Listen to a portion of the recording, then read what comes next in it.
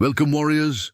Before we dive into this epic tale of fire and sacrifice, if you're passionate about Norse mythology and Viking legends like this one, please hit that like button, subscribe to join our shield wall, and drop a comment telling us where in the world you're watching from, whether you're in a cozy cabin in Norway or a bustling city halfway across the globe.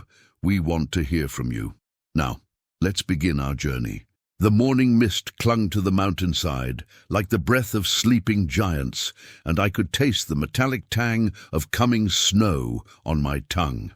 My boots crunched against the frost-hardened earth as I climbed higher, following the ancient hunting trail that wound through the pine forests of our homeland. The weight of my father's sword at my hip and the familiar press of my shield against my back brought comfort. These mountains had been walked by my bloodline for generations, and today I would prove myself worthy of that legacy. My name is Astrid Wulfsdotter, daughter of Ulf the Ironbreaker, and at 20 winters I had already earned my place among the Shieldmaidens of our clan. The jagged scar that ran from my left temple to my jaw bore witness to my first real battle, when I stood shield to shield with our warriors against the raiders from the eastern settlements. But today's hunt was different. Today I tracked alone, seeking the great elk that had been spotted near the high caves, where even the boldest hunters rarely ventured. The wind carried strange scents as I climbed, sulphur and something else, something that made my wolf-born instincts prickle with unease. Ancient stories whispered in my mind, tales my grandmother had told by the hearth when the winter nights grew long, stories of the old days, when dragons still soared above the northern peaks and the boundary between our world and the realm of flame was thin as morning ice. As I crested a rocky outcrop, the forest opened into a vast clearing dominated by a series of caves carved deep into the mountainside. The stone here was different, black as a moonless night and smooth as polished bone. Heat radiated from the cave mouths despite the autumn chill, and the air shimmered with unnatural warmth. This was no place for elk, I realized, yet something drew me forward. The first sign of trouble came as a distant rumble echoing from within the largest cave. Not the growl of a bear or the howl of wind through stone passages, but something deeper, more primal. A sound that resonated in my bones and made my grip tighten involuntarily on my sword hilt. I should have turned back then, should have descended to the village and reported what I'd found. Instead, I crept closer, my Shieldmaiden's curiosity overriding my survival instincts. That's when I heard the voices, harsh, guttural tones, speaking in the dialect of the southern raiders. My blood ran cold as I recognized the language of the men who had burned 3 of our neighboring settlements just 2 summers past. Moving silently from boulder to boulder, I positioned myself where I could observe without being seen. 5 men in salt-stained leather and rusted mail crouched near the cave entrance, their weapons drawn and their faces twisted with a mixture of greed and fear. Their leader, a scarred brute with arms like tree trunks, gestured toward the cave mouth while speaking in urgent whispers. Though I couldn't make out every word from my hiding place, their intent was clear. They planned to raid whatever lay within those ancient chambers. The fire serpent's lair, the leader hissed, his voice carrying clearly in the thin mountain air. Old Magnus swore he saw one flying north before the first frost. Said its nest would be heavy with gold and gems, enough to buy us a longship and crew. One of his companions, a wiry man with nervous eyes, shifted uneasily. What if the beast returns? What if the old stories are true, and there are more than one? The leader spat into the frost. Stories for children and cowards. If the fire serpents were real, why haven't any been seen in a generation? Whatever made those caves is long dead or gone south with the changing seasons. We take what's inside and leave before any mountain clans come sniffing around. My heart hammered against my ribs as understanding dawned. These weren't just raiders, they were treasure hunters, come to desecrate what they believed to be an ancient dragon's hoard. Every fiber of my being screamed warnings, but something else stirred within me. Something deeper than caution or common sense. As the raiders prepared to enter the cave, a sound emerged from the darkness within that froze the blood in my veins.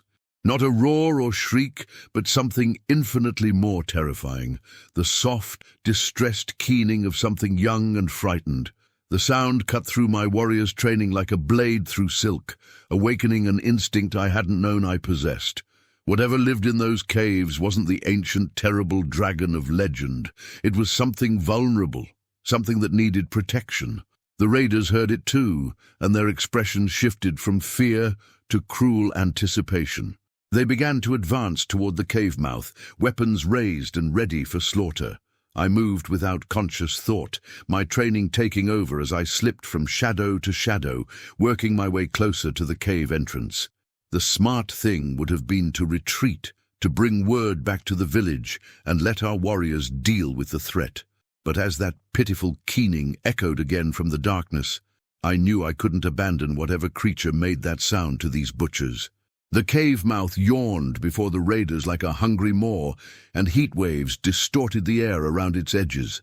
Ancient runes were carved into the stone archway, symbols I recognized from the oldest sagas, protective wards placed by the first settlers of our lands. The raiders paid them no heed, their eyes fixed on the promise of gold and glory within. As they crossed the threshold into darkness, I made my choice. Drawing my sword with barely a whisper of steel against leather, I followed them into the dragon's lair. The cave tunnels were a maze of natural passages and worked stone, carved with care by hands that had been dust for centuries.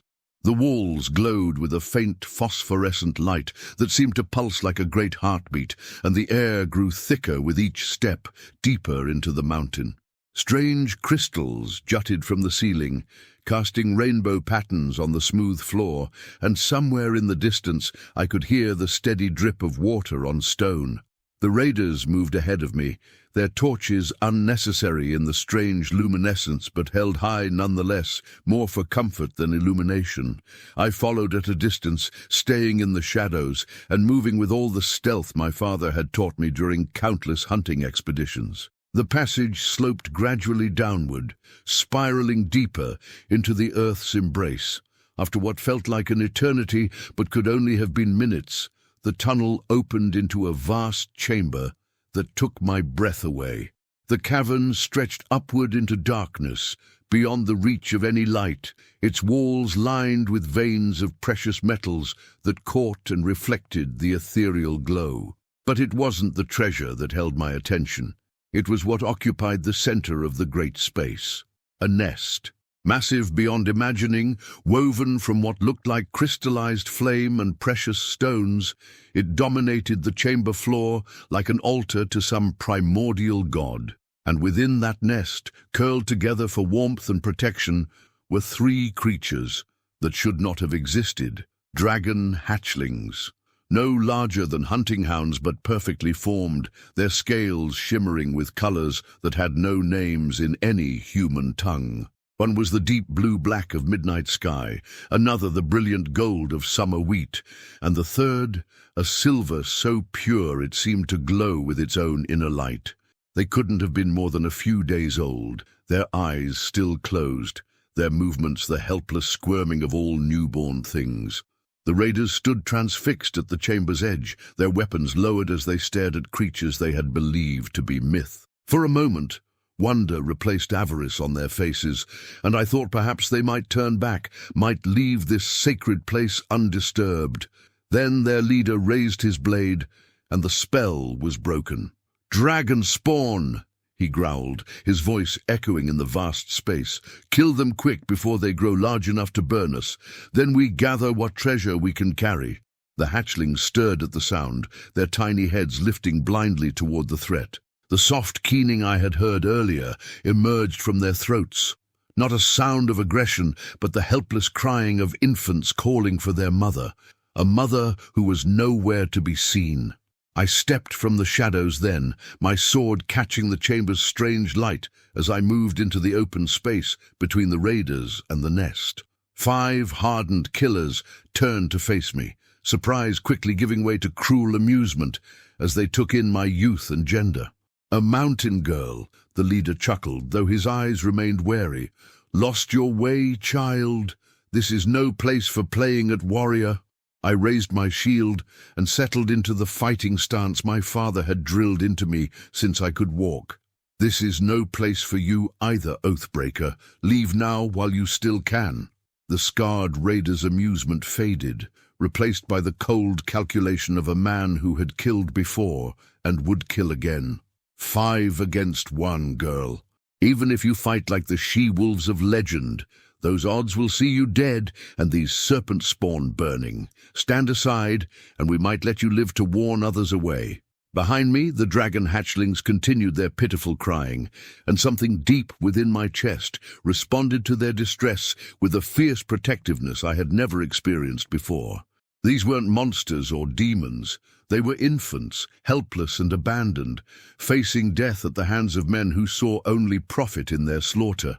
"I am Astrid Wulf's daughter," I called out, my voice ringing in the crystal-lined chamber. "Daughter of Ulf the Ironbreaker, shield sister to the warband of Jarl Grimvar the Bold. I have stood in the shield wall against your kind before, and I will do so again.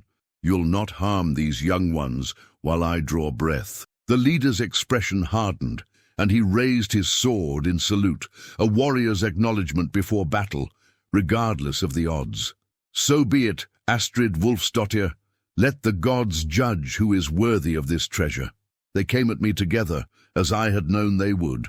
Honor meant nothing to raiders, only victory and the spoils that came with it. But I was ready for them, my father's training and years of battle experience guiding my movements as I met their charge. The first raider reached me a heartbeat before his companions, his axe whistling through the air where my head had been an instant before. I rolled left, using my shield to deflect a sword thrust from the second attacker, and came up inside his guard with my blade seeking his ribs. Steel rang against mail as my point found the links of his byrnie, not penetrating but driving him back with the force of the blow. The chamber erupted into chaos as 5 warriors pressed their attack against my solitary defense. My shield took blow after ringing blow, the iron boss at its center denting under the repeated impacts, while I gave ground slowly toward the dragon nest. Every step backward was calculated, drawing them into the center of the chamber where the strange light was strongest, and their numbers would work against them in the confined space. A spear point grazed my shoulder, tearing through leather and drawing first blood, but I twisted away from the follow-up strike and brought my pommel down hard on the spearman's wrist. Bone cracked, and his weapon clattered to the crystal-strewn floor. 4 left, but the respite was brief. The scarred leader pressed forward with professional skill, his blade work economical and deadly. He fought like a man who had survived 100 battles, never overextending, always keeping his balance. Behind him, his remaining companions spread out to flank me, their movements coordinated despite the unfamiliar terrain. "You fight well for a mountain girl," the leader admitted, circling slowly as his men positioned themselves. "But courage without wisdom is just another word for dying young. Surrender now, and your death will be quick." I said nothing, conserving my breath and watching their eyes for the telltale signs of the next assault. The dragon hatchlings behind me had fallen silent, sensing perhaps that their protector needed all her concentration for the battle at hand. The chamber's ethereal glow seemed to pulse brighter, as if responding to the violence being done in this sacred space. They came again, this time with more caution, testing my defenses with feints and probing attacks. A sword sliced through the air near my ribs, turned aside at the last second by my shield rim. An axe head whistled past my ear, close enough that I felt the wind of its passage. I gave ground again, feeling the heat radiating from the nest behind me, growing stronger with each backward step. My blade found flesh then, a quick thrust that opened a raider's thigh to the bone. He screamed and stumbled, his leg folding under him, but even as he fell, his companions pressed forward to take advantage of my momentary commitment to the attack. A sword point punched through my leather jerkin, scoring a burning line across my ribs, while another blade caught my shield arm just below the elbow.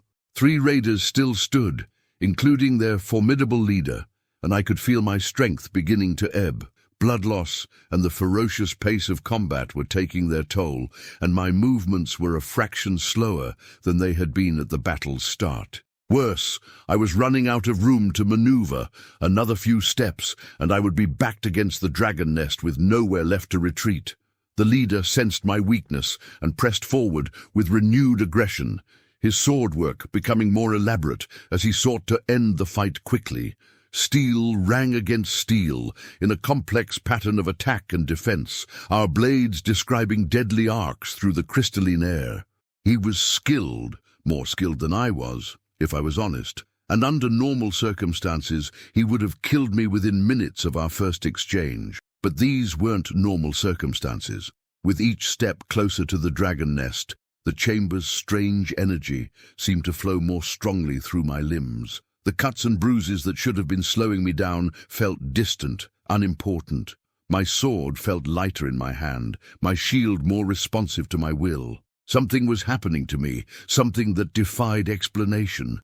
A raider's axe took me in the side, the blade biting deep enough to crack ribs, but instead of the crippling agony I expected, there was only a distant burning sensation.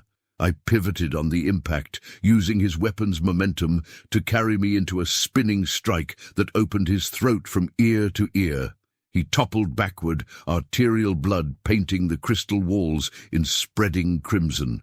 Two left now, but the leader was beginning to look concerned. He had seen enough battles to recognize when something unnatural was occurring, and the way I continued fighting despite wounds that should have dropped a normal warrior was clearly troubling him. "What manner of cidercraft is this?" he demanded, raising his sword in a defensive posture. "What dark magic do you practice, witch girl?" I didn't answer because I didn't know. All I knew was that the heat from the dragon nest behind me was soaking into my bones, filling me with strength and purpose beyond anything I had ever experienced. The hatchlings were stirring again, their small forms beginning to glow with an inner fire that painted strange shadows on the cavern walls. The last raider, a young man barely older than myself, broke first. Perhaps he was less hardened than his companions, or perhaps he simply had more imagination. Whatever the reason, he threw down his sword and ran for the passage we had entered through, his footsteps echoing in the crystal darkness as he fled toward the surface and sanity. His leader watched him go with disgust, then turned back to me, with the fatalistic acceptance of a warrior who knew his word was upon him. "So be it," he said quietly. "I've lived longer than most in this trade. Better to die fighting a Valkyrie than rotting in some peaceful bed." He came at me then with the fury of desperation, his blade weaving patterns of death through the air between us. But something had changed in me, something fundamental and irreversible. I moved like flowing water around his attacks, my sword finding gaps in his defense that shouldn't have existed. When his final thrust came, a perfect lunge aimed at my heart, I simply wasn't there anymore. My blade took him under the chin, driving upward through jaw and brain in a strike that ended the battle as suddenly as it had begun. He toppled backward to join his fallen companions, his eyes already glazing with the approach of death. The chamber fell silent except for my labored breathing and the soft rustling of the dragon hatchlings in their crystalline nest. I turned toward them slowly, suddenly aware that the real test was just beginning.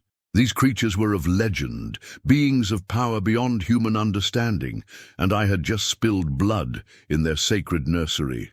The three small dragons had changed during the battle.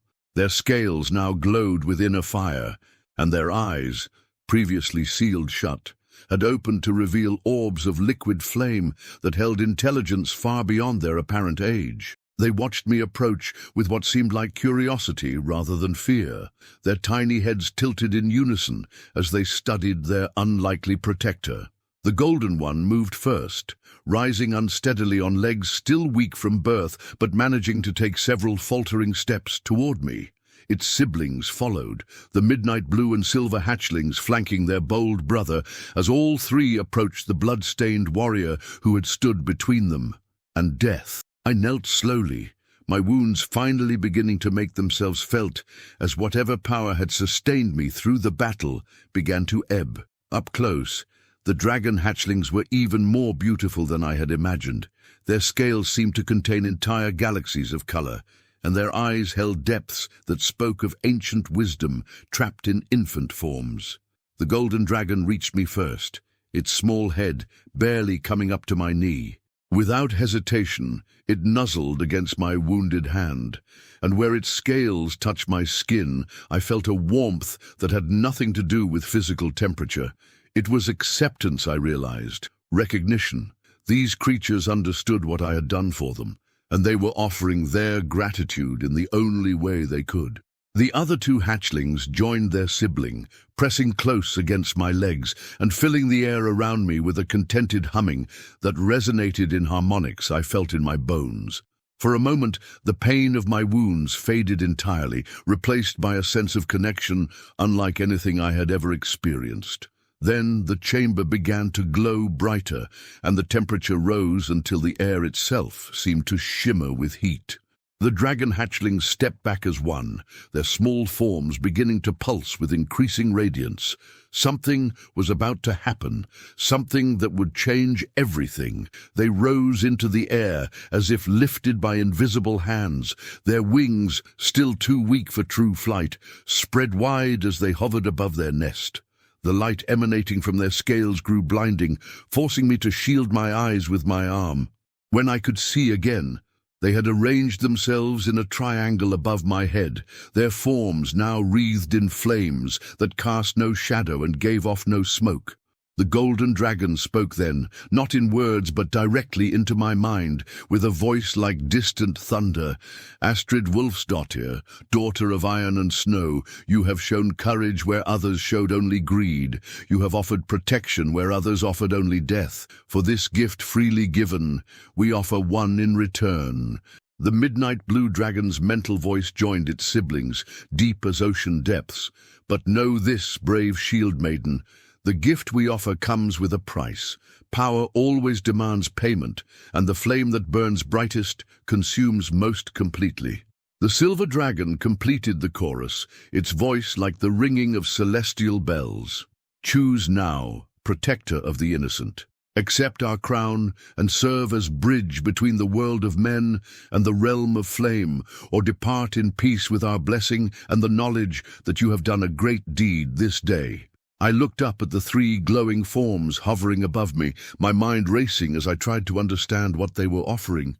A crown? What crown could creatures barely hours old possibly possess? And what did they mean about a price to be paid? As if sensing my confusion, the golden dragon pulsed brighter, and suddenly I could see what they intended. Not a crown of metal and gems, but something far more precious and dangerous. A circlet of living flame that would bind me to their kind forever. I would become something between human and dragon, gifted with power beyond mortal understanding, but forever changed by the experience. The price they spoke of became clear as well, appearing in my mind like letters written in fire. Each time I used this gift to protect their kind, a piece of my human memories would burn away forever. My childhood, my family, my mortal life, all of it would eventually be consumed by the very power meant to let me defend the innocent. It should have been an easy choice to refuse.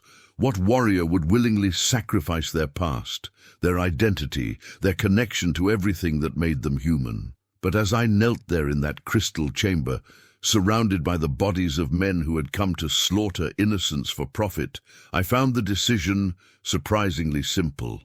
I had sworn oaths as a Shieldmaiden, to protect the helpless, to stand against the darkness, to be a wall between the innocent and those who would do them harm. These dragon hatchlings were innocent, whatever their nature or potential power, and if others like the dead raiders learned of their existence, they would come. Many others, drawn by greed and the promise of legendary treasure. "I accept," I said aloud, my voice steady despite the magnitude of what I was choosing. "Crown me with your flame, young lords of sky and fire. Let me be the bridge between our peoples, whatever the cost." Abu, the three dragons pulsed with brilliant light, and as one they breathed fire downward. But this wasn't the destructive flame of legend. It was something pure and transformative, washing over me like liquid starlight. I felt it sinking into my skin, my bones, my very soul, remaking me on a level so fundamental that I could never again be merely human. The crown took shape around my brow, a circlet of eternal flame that would be invisible to mortal eyes, but would mark me forever as something other, something between. Power flowed through me, not just strength of arm or speed of foot, but deeper gifts. The ability to understand the speech of dragons, to sense their presence across vast distances, to know when they were threatened or in need of aid. As the transformation completed and the chamber's light returned to normal, the dragon hatchlings settled gently to the floor of their nest, exhausted by the effort of the coronation. They would sleep now, I realized, a deep slumber that would last for many seasons, while their bodies grew and their powers matured.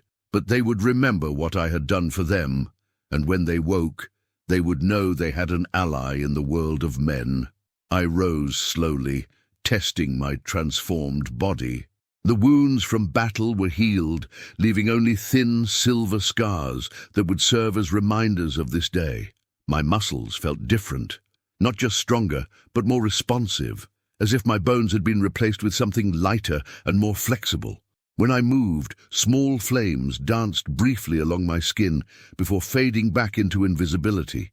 The first memory I lost was a small one, the taste of my mother's honeycakes on my 7th naming day. It simply vanished from my mind as if it had never existed, leaving behind only a vague sense that something sweet and precious had once brought me joy. The crown's first payment, collected automatically as the power settled into my transformed flesh. I gathered my weapons and prepared to leave the sacred chamber, knowing that my old life was ending and something entirely new was beginning. The dragon hatchlings slept peacefully in their crystalline nest, safe now from mortal threats, but vulnerable in so many other ways. Others would come seeking them eventually. I was certain of that. When they did, they would find Astrid Wolfsdottir waiting, no longer entirely human, but still possessed of a warrior's heart. The journey back through the crystal passages felt different than my entrance had. The walls seemed to recognize what I had become, their phosphorescent glow brightening as I passed. Ancient runes that had been merely decorative before now blazed with meaning I could somehow read, telling stories of the first compact between dragon and humankind, of bonds forged in fire and sealed with mutual sacrifice.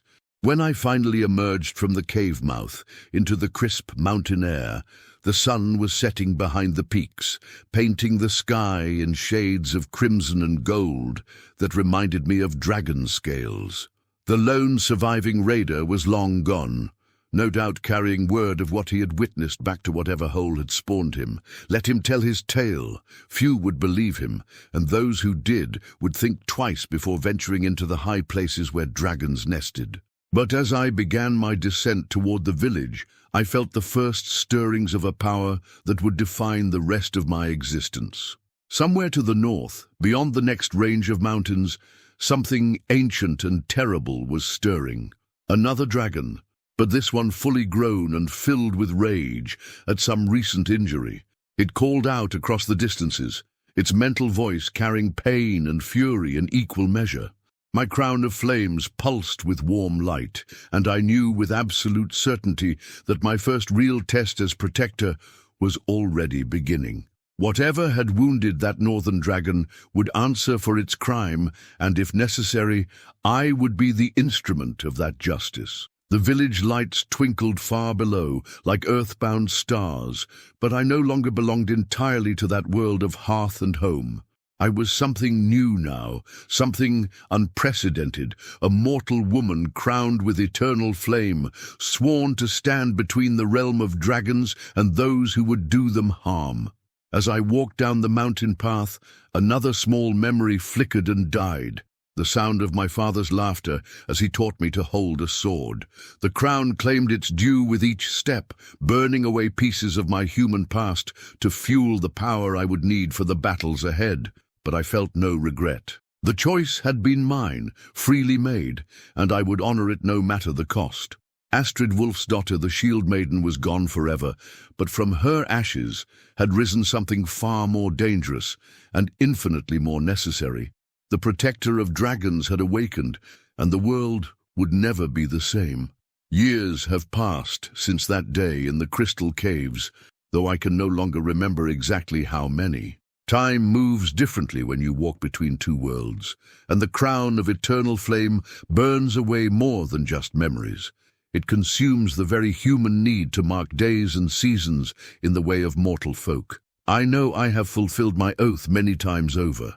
There have been other nests to guard, other hatchlings to protect from those who see only treasure where I see the future of two species learning to coexist. Each battle, each act of protection has cost me another piece of the girl I used to be. I remember my father's face, but not his voice. I recall the warmth of my mother's embrace, but not her name. The village of my birth has become a cluster of half-familiar buildings inhabited by strangers who share my blood, but no longer my nature. Yet I do not mourn these losses, for what I have gained far outweighs what has been sacrificed. I have seen the first flights of dragons I helped protect, watched them soar above mountain peaks with wings that span the sky. I have learned the deep songs they sing to one another across vast distances, melodies that speak of ancient wisdom and patient hope for the future. Most precious of all, I have felt their gratitude, not the simple thanks of animals, but the profound acknowledgement of one intelligent species recognizing the sacrifice of another.